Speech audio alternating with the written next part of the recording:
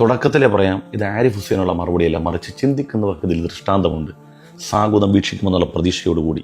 നിങ്ങളൊരു ഫ്ലൈറ്റിൽ പോകുന്നു, നിങ്ങളിങ്ങനെ ഇരിക്കുകയാണ്, അപ്പൊ ഒരു എതിരെ ഒരാള് ജുബയൊക്കെ ഇട്ട് ഇതേപോലെ താടിയും വെച്ച് മീശല്ലാതെ ഒരാൾ നടന്നു വരികയാണ്. നിങ്ങളുടെ മനസ്സിലൂടെ ഒരു സാധനം ഓടൂല്ലേ? ഇല്ലേ? അങ്ങനെ മനസ്സിലൂടെ ഓടുകൂ.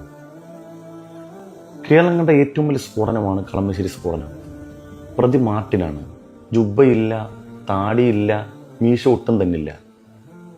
പിന്നെ ജുബ ഇട്ടവരെ കാണുമ്പം താടിയുള്ള മീശ കുറഞ്ഞ ആളുകൾ കാണുമ്പോൾ അങ്ങനെ പേടിക്കേണ്ട കാര്യമാണ്. അങ്ങനെ പൊതുസമൂഹത്തിൽ അങ്ങനെ ഒരു ധാരണയുണ്ടോ? എനിക്കങ്ങനെ തോന്നിയിട്ടില്ല ആരിഫ് ഹുസൈനെ. ഞാൻ ഒരുപാട് ഇടങ്ങളിൽ പോകുന്നതാണ്, ഒറ്റക്കും അല്ലാതെയും പോകാറുണ്ട്. വളരെ ഹൃദ്യമായ സ്വീകരണമാണ്. എന്ന് മാത്രമല്ല, എന്നെ തിരക്കി വീട്ടിലേക്ക് തന്നെ സഹോദര സമുദായത്തിൽപ്പെട്ട പലരും വരുന്നതും ഞാനതൊക്കെ സോഷ്യൽ മീഡിയയിൽ പങ്കുവെക്കാറുണ്ട്. അങ്ങനൊന്നുമില്ല ആരിഫ് ഹുസൈനെ, അങ്ങനൊന്നുമില്ല, അങ്ങനെ ധരിക്കണ്ട. പിന്നെ ഒരു തിന്മ ചെയ്യുന്ന ആളുടെ വേഷം കണ്ടിട്ട് മൊത്തവൽക്കരിക്കുക എന്നുള്ളത് ഒരു ശരിയായ രീതിയല്ലല്ലോ. അപ്പം അങ്ങനെയാണെങ്കിൽ സത്യത്തിൽ അങ്ങനെ താടിയും തൊപ്പിയൊക്കെ കാണുന്നവരിൽ മനുഷ്യർക്ക് ചില പ്രതീക്ഷകളുണ്ട് കേട്ടോ. പ്രതീക്ഷകളുണ്ട് മനുഷ്യർക്ക്. അതായത് ഒരുപാട് ആരാധനാലയങ്ങൾ ഉണ്ടെങ്കിൽ പോലും മറ്റ് സമൂഹങ്ങൾ ഒരു കത്തുമായി വരാൻ ആഗ്രഹിക്കുന്നത്, ഒരു പ്രതീക്ഷയുടെ നാമ്പുണ്ട് എന്ന് മനസ്സിലാക്കി വരാറുള്ളത് പള്ളി കവാടങ്ങളിലല്ലേ? തീർച്ചയായിട്ടും ഉറപ്പല്ലേ? അതിന് സംശയമുണ്ട്? ആരിഫ് ഹുസൈനെ പോലെ സംശയമുണ്ടോ? ആരിഫ് ഹുസൈൻ അടക്കം അംഗീകരിക്കുന്ന ഒരു കാര്യമാണ് അല്ലേ? അതായത് ഒരു പെരുന്നാൾ വന്നാലും ഒരു വെള്ളിയാഴ്ച വന്നാലും എന്തെങ്കിലും ഒരു കിഡ്നി രോഗിയോ ഒരു ക്യാൻസർ രോഗിയോ അവർക്ക് 10 രൂപ കിട്ടണമെങ്കിൽ ഒരു മുസൽമാന്റെ മുമ്പിൽ ചെന്നാൽ കിട്ടുമെന്നുള്ള പൂർണ്ണ പ്രതീക്ഷ ഉള്ളത് കൊണ്ടല്ലേ കാതങ്ങൾ താണ്ടി മനുഷ്യർ ഈ പള്ളിക്കവാടങ്ങളിലേക്ക് എത്തുന്നത്.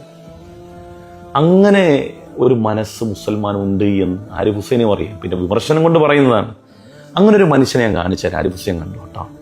80 കുഞ്ഞുങ്ങളെ ദത്തെടുത്തോരാ. 80 കുഞ്ഞുങ്ങളെ. പക്ഷെ അവരിൽ ഒരാള് പോലും ജീവിച്ചിരിപ്പില്ല. മുഹമ്മദ് ബസീഖ്. കഴിഞ്ഞ 25 വർഷത്തിലേറെയായി മുഹമ്മദ് ദത്തെടുക്കുന്ന കുഞ്ഞുങ്ങളെല്ലാം മരിച്ചു പോവുകയാണ്. അല്ലെങ്കിൽ മരിക്കുമെന്ന് ഉറപ്പുള്ളവരെ മാത്രമാണ് അദ്ദേഹം ദത്തെടുക്കുന്നത്. അദ്ദേഹത്തിന്റെ മുഖം ഒന്ന് ശ്രദ്ധിച്ചോണം കേട്ടോ ആരിഫ് ഹുസൈനെ. താടിയുണ്ട്, മീശ കുറവാണ്. അപൂർവ രോഗങ്ങൾ ബാധിച്ച് മരണം കാത്തിരിക്കുന്ന, ആശുപത്രികളിൽ ഉപേക്ഷിക്കപ്പെടുന്ന, ഉറ്റവരാരും അടുത്തില്ലാത്ത കുഞ്ഞുങ്ങളെ തേടി അയാളെത്തും. അവരുടെ ഫോസ്റ്റർ ഫാദർ ആകും. ദത്തെടുക്കുന്ന കുഞ്ഞുങ്ങളെ തന്റേതെന്ന് കരുതി ഹൃദയം കൊണ്ട് കെട്ടിപ്പിടിക്കും. ചിലർക്ക് കാഴ്ചയുണ്ടാകില്ല, ചിലർക്ക് ചലിക്കാനാകില്ല. എങ്കിലും മുഹമ്മദ് അവരോട് സംസാരിക്കും, ഇറുക്കി പിടിക്കും, തോളിൽ കിടത്തി ഉറങ്ങും. നിനക്കൊപ്പം ഈ യാത്രയിൽ ഞാനുമുണ്ടെന്ന് അവരുടെ കാതിൽ പറയും.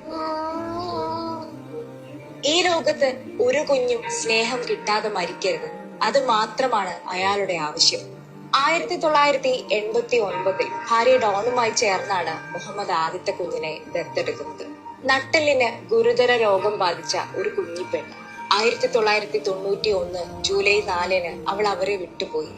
അന്നവർ തീരുമാനിച്ചതാണ് ഇനിയുള്ള ജീവിതം ഇങ്ങനെയുള്ള കുഞ്ഞുങ്ങൾക്ക് വേണ്ടി മാത്രമാകുമെന്ന്. വികലാംഗരായ സ്വന്തം മകനും ആ തീരുമാനത്തിന് അവർക്കൊരു പ്രചോദനമായിരുന്നു. ലോസ് ആഞ്ചലസ് കൗണ്ടിയിലെ department of children and family സർവീസസുമായി സഹകരിച്ചായിരുന്നു ഇരുവരുടെയും പ്രവർത്തനം. 2014 ഭാര്യയുടെ മരണത്തോടെ ആരോരുമില്ലാത്തവരുടെ വേദന അയാളെ കൂടുതൽ വേട്ടയാടാൻ തുടങ്ങി. കടൽ ആരിഫ് ഹുസൈനെ, മുഹമ്മദ് എന്നാണ് പേര്. താടിയുണ്ട്, അങ്ങ് പറഞ്ഞതുപോലെ വളരെ മീശ കുറഞ്ഞൊരു മനുഷ്യൻ. ആരിഫ് ഹുസൈനോട് ചോദിക്കാനുള്ളത്, എന്തെങ്കിലും ഹൃദയം തുറന്നത് കേൾക്കാൻ അവസരം കിട്ടിയാൽ 40 വയസ്സ് വരെ ഭൂമിയിൽ ജീവിച്ചല്ലോ, എന്താണ് സമൂഹത്തിന് സംഭാവന ചെയ്തിട്ടുള്ളത്? എന്താണ് സമൂഹം അങ്ങിൽ നിന്ന് ആഗ്രഹിക്കുന്നത്? ആരിഫ് ഹുസൈനെ കേട്ടുകൊണ്ടിരിക്കുന്ന ഒരു മനുഷ്യൻ ആരിഫ് ഹുസൈനോടൊപ്പം ചേർന്നാൽ അയാളൊരു യൂട്യൂബ് തൊഴിലാളിയാകുമെന്നതിനപ്പുറത്തേക്ക് ലോകത്തിന് എന്താണ് അദ്ദേഹത്തെ കൊണ്ടുള്ള ഗുണം? ഒരു മുസൽമാനെ സംബന്ധിച്ചിടത്തോളം അവനിക്കുണ്ടാകുന്ന ഏറ്റവും വലിയ സൽസ്വഭാവമാണ് നന്മ ഹാബിറ്റ് ആവുക എന്നുള്ളത്. നോക്കൂ നിങ്ങൾ, നമ്മുടെ നാട്ടിൽ പലതരത്തിലുള്ള വിശേഷ ദിവസങ്ങളുണ്ട്. ചില വിശേഷ ദിവസങ്ങൾ കഴിയുമ്പോഴത്തേക്കും പിറ്റേ ദിവസം പത്രത്തിൽ കുടിച്ച കള്ളിൻ്റെ കണക്ക് 800ഉം 1000 ഒക്കെ ആയിരിക്കും കൂടി. എന്നാൽ ഈ ഒരു വിശുദ്ധമായ റമദാൻ കഴിഞ്ഞപ്പോൾ നമ്മുടെ നാട്ടിൽ മറ്റുള്ളവർക്ക് ദാനം കൊടുത്ത ഫിത്ർ സക്കാത്തിൻ്റെയും അല്ലാതെ ദാനം കൊടുത്തതിൻ്റെ കണക്ക് പ്രിൻസ് ജോസഫ് എന്ന് പറയുന്ന ഒരു ക്രൈസ്തവ സഹോദരൻ ഫേസ്ബുക്കിൽ കുറിച്ച് ഞങ്ങൾ കണ്ടു കാണും. 400 കോടിയിലധികമാണ്. അതായത് ഞാൻ അധ്വാനിച്ചുണ്ടാക്കുന്ന ഒരു വിഹിതം മറ്റൊരാൾക്ക് പങ്കുവെക്കുക എന്നുള്ളത്. ഇതൊക്കെ ഏത് ആശയം കൊണ്ട് കിട്ടുന്നതാണ്? അതുകൊണ്ട് ആരിഫ് ഹുസൈനോട് പറയാനുള്ളത്, എന്തെങ്കിലും തുറന്ന് ചിന്തിക്കുകയാണെങ്കിൽ മനുഷ്യനെ മനുഷ്യനാക്കിയ മതത്തിൻ്റെ പേരാണ് ഇസ്ലാം. ഇസ്ലാം മത നാമധാരിയായ ഏതെങ്കിലും ഒരു മനുഷ്യൻ അല്ലെങ്കിൽ ഒരു കൂട്ടം ആളുകൾ ചെയ്യുന്ന തെറ്റിൻ്റെ പേരിൽ ഒരു സമൂഹത്തെ മുഴുവനായി അടച്ചാക്ഷേപിക്കുമ്പോൾ ആരിഫ് ഹുസൈനേക്കാൾ ഏറ്റവും മഹത്തരമായ കോടിക്കണക്കിന് മനുഷ്യരുണ്ട്. നിർഗുണന്മാരായതല്ല, ലോകത്തിന് ഗുണമുള്ള നൂറുകണക്കിന് മനുഷ്യന്മാരുണ്ട്. അതുകൊണ്ട് ആരിഫ് ഹുസൈൻ എന്തെങ്കിലും ചിന്തിക്കുക, ഞാൻ ഇങ്ങനെ തന്നെ മുന്നോട്ട് പോകും തോറും എൻ്റെ മരണാനന്തരവും എന്നെ കേട്ടിരിക്കുന്ന മനുഷ്യർ അവർ രാവും പകലും ഇസ്ലാമിനെ വിമർശിച്ച് യൂട്യൂബ് വരുമാനം കിട്ടുമെന്നതിനപ്പുറത്തേക്ക് ലോകത്തിന് അവരെ കൊണ്ട് ഒരു പുൽനാമ്പിൻ്റെ ഗുണം പോലും ലഭിക്കാനില്ല എന്നുള്ളതാണ്. പിന്നെ താടിയും തൊപ്പിയും തലപ്പാവും ഒക്കെ തീവ്രവാദത്തിൻ്റെ സിംബലായി ക്ലീശയായിട്ട് നിങ്ങൾ കാലാന്തരങ്ങളായി പറഞ്ഞുകൊണ്ടിരിക്കുകയാണ്.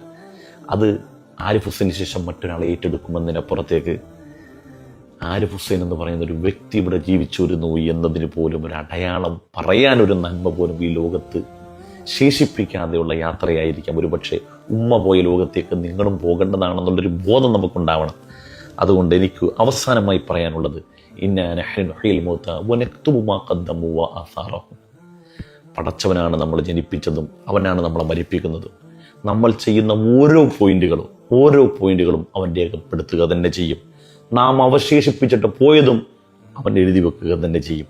അവശേഷിപ്പിച്ച് പോയത് നമ്മളിവിടെ ഒരു തിന്മയുടെ നാമ്പാണിയെങ്കിൽ അതിൽ പിടിച്ച് പിന്നാലെ വരുന്ന മനുഷ്യർ അവർ ചെയ്യുന്ന തിന്മയുടെ എല്ലാം പരിണിതഫലം നമ്മളിലേക്ക് മടങ്ങുമെന്നൊരു ബോധം നമുക്കുണ്ടാകുന്നത് നല്ലതാണ്. അപ്പം നല്ലത് വന്ന് ഭവിക്കട്ടെ എന്ന്, ഹിദായത്തിൻ്റെ വഴി തുറക്കട്ടെ എന്ന് ആഗ്രഹിക്കുകയാണ്, പ്രാർത്ഥിക്കുകയാണ്.